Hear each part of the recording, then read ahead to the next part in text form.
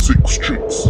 Fraser McConnell here. I raced the Ironhead sponsored, Chuju sponsored Honda Civic in MP2, and this meet I ran CMRC Group 2. It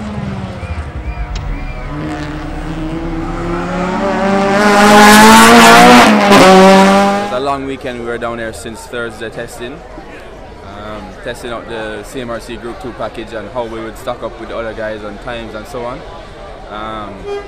But I don't think we spent enough time with the MP2 setup, so that kind of put us at a disadvantage to where we would be against William and Colin and so ever.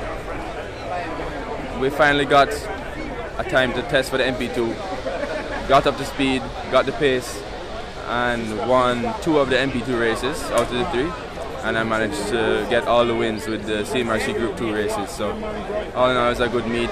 5 out of 6 races I won. So I can definitely say it was a success.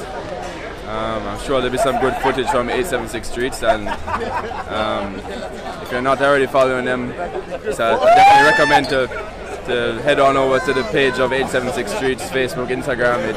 They have all the good stuff, so yeah, stay tuned.